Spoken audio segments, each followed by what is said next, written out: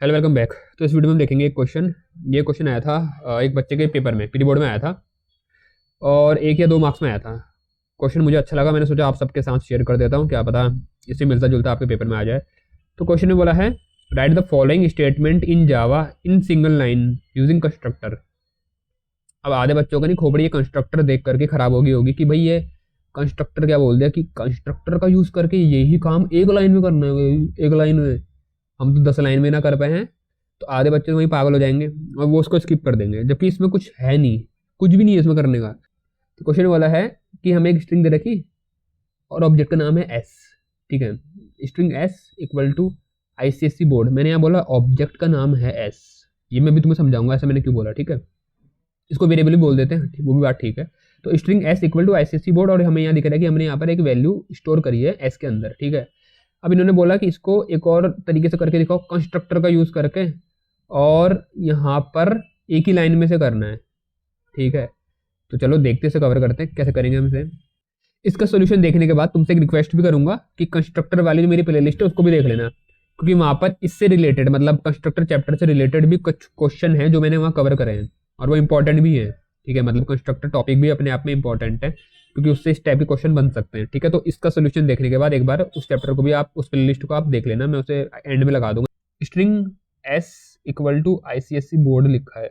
देखो यहाँ पर हमने एक स्ट्रिंग टाइप का एस नाम का वेरिएबल बनाया है जिसमें हमने वैल्यू क्या दी है, आईसीएससी बोर्ड।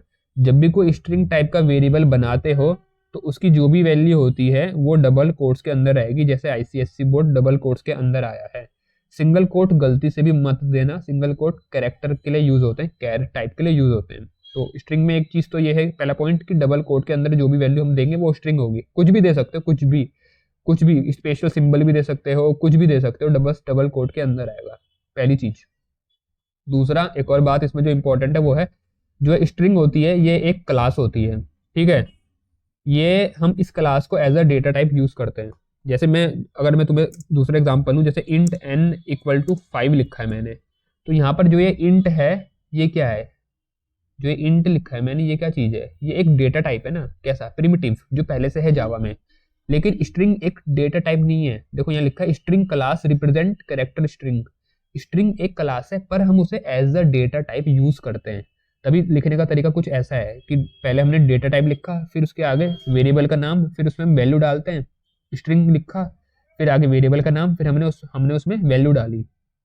इसलिए कई लोग इसको एस को बोलते हैं, जैसे अगर यहाँ पर मैंने एस लिखा है तो बोलेंगे कि भाई ये क्या है, तो इस एस को हम क्या बोलेंगे, वैसे ये एक वेरिएबल है, पर टेक्निकली देखा जाए या वैसे बात करें अगर हम प्रोग्रामिंग के उसको ध्यान में रखते हुए, तो ये सिंटैक्स से तो ऐसा लग रहा है कि वेरिएबल है, पर असल में ये एक ऑब्जेक्ट है स्ट्रिंग क्लास का। क्यों है ऑब्जेक्ट, क्योंकि स्ट्रिंग एक डेटा टाइप नहीं है, वो क्लास है, हम उसे as a data type use करते हैं। तो कहने को लोग वेरिएबल भी बोल देते हैं, वो भी ठीक है, पर है ये एक ऑब्जेक्ट स्ट्रिंग क्लास का। ठीक है, यहाँ तक बात क्लियर है। अब इसको बोला था दूसरा तरीका क्या है लिखने का, तो देखो क्योंकि ये एक ऑब्जेक्ट है तो ऑब्जेक्ट को बनाने का एक तरीका होता है। क्या होता है, जब हम उसे न्यू कीवर्ड की मदद से बनाते हैं। तो अगर मैं इसी को बनाऊं तो मैं ऐसे लिख सकता हूं, string S equal to new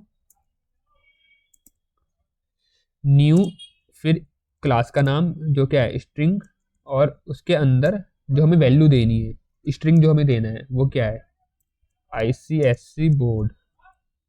ठीक है, ये हो गया। अब यहाँ पर वेरिएबल का नाम कुछ और ले लेते हैं, S1 ले लिया मैंने वेरिएबल का नाम। तो अगर मैं इन दोनों को देखूं तो ये आउटपुट एग्जैक्टली सेम देंगे। कभी अगर तुमने वो वाला चैप्टर पढ़ा होगा जिसमें ऑब्जेक्ट हम बनाते हैं, जिसमें हम कंस्ट्रक्टर का यूज करते हैं, तो वहां भी देखा होगा हम ऐसे लिखते हैं, हम पहले क्लास का नेम आता है, फिर उसके बाद क्या आता है, ऑब्जेक्ट का नेम आता है। ठीक है, क्लास के नेम के बाद ऑब्जेक्ट का नेम आएगा जब हम ऑब्जेक्ट बना रहे होते हैं, इक्वल टू न्यू कीवर्ड आता है, फिर क्लास का नाम आता है, और उसके बाद अगर कोई वैल्यू हमें पास करवानी है तो हम उसके अंदर देते हैं। ये सिंटैक्स है, ये सिंटैक्स है, कोई बहुत वो भी नहीं बता रहा मैं, कोई बहुत बड़ी चीज, ये तरीका है। क्लास का नाम आएगा, फिर ऑब्जेक्ट का नाम आएगा, फिर इक्वल टू आएगा, फिर न्यू कीवर्ड आएगा मेमोरी देने के लिए रैम में, फिर से क्लास का नाम आएगा और आगे हम राउंड ब्रैकेट लगाते हैं। अगर नहीं देखा है तो मेरी कंस्ट्रक्टर की वीडियो देख लेना, प्लेलिस्ट बना रही है, बहुत बेसिक से समझा रखा है, तो वहाँ पूरा क्लियर हो जाएगा। मैंने उसमें कुछ क्वेश्चन भी कराया है जो बच्चों के पेपर में आते हैं, और उस चैप्टर से रिलेटेड कुछ क्वेश्चन भी मैंने कवर करे हैं, तो उनको भी देख लेना, सब इंपॉर्टेंट है। तुम्हारे एग्जाम के पॉइंट ऑफ व्यू से। तो यहाँ पर सिंटैक्स ये होता है कि क्लास का नाम आएगा, फिर ऑब्जेक्ट का नाम आएगा, इक्वल टू न्यू, फिर क्लास का नाम, ठीक है। और अगर उसके अंदर कोई वैल्यू हम देना चाहते हैं तो हम यहाँ पर वैल्यू जो भी होगी वो हम दे सकते हैं अगर वो वैल्यू लेता है। अब यहाँ पर इसको अगर इससे हम कंपेयर करके देखें, स्ट्रिंग क्लास का नाम आएगा तो यहाँ स्ट्रिंग लिखा है, ये क्लास का नाम है, फिर था ऑब्जेक्ट नाम तो S1, अब ये ऑब्जेक्ट का नाम है, अब इसको वेरिएबल नहीं बोलेंगे, ये S1 क्या है, ये ऑब्जेक्ट है स्ट्रिंग क्लास का। और एक और चीज है यहाँ पर, अगर तुम्हें पढ़वा के दिखाऊं, the string class represent character string all string literal in Java program such as, ये सच एस मतलब जो डबल इन्वर्टेड कोड के अंदर होते हैं हम उनको बोलते हैं स्ट्रिंग लिटरल। तो जैसे मैंने यहाँ ICSE बोर्ड डबल कोड के अंदर यहाँ पर जो डायरेक्ट में असाइन कर रहा हूँ ये एक स्ट्रिंग लिटरल है।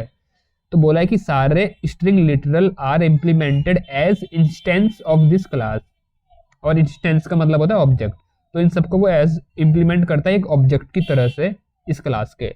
तो जब मैं यहाँ पर ऐसे लिख रहा हूँ तो उसका मतलब है कि ये भी एक ऑब्जेक्ट की तरह ही ट्रीट हो रहा है इंटरनली। उसी प्रकार से जब मैंने यहाँ पर न्यू स्ट्रिंग करके ICSE बोर्ड लिखा तो इसने क्या करा, एक ऑब्जेक्ट बनाया S1 नाम का, जिसको उसने क्या करा, एक वैल्यू दी, और वैल्यू क्या है ICSE बोर्ड, ठीक है। तो जैसे यहाँ पर मैं तुम्हें समझा रहा था जो सिंटैक्स होता है, तो यहाँ पर ये जो स्ट्रिंग क्लास है इसमें क्या है कि हम वैल्यू पास कर सकते हैं अंदर, तो हमने पास कर दी वैल्यू क्या, ICSE बोर्ड। अगर मैं तुम्हें प्रिंट करवा के दिखाऊं ताकि डाउट क्लियर हो जाए मन में अगर है कि ऐसा होता है या नहीं होता, तो दोनों को एक बार प्रिंट करके देख लेते हैं, ठीक है। एक बार S को प्रिंट कर लेंगे और एक बार हम अपने जो ये है S1 उसको प्रिंट कर लेंगे। ये हुआ S और ये हुआ S1, ठीक है। अब इसको रन करके देखते हैं।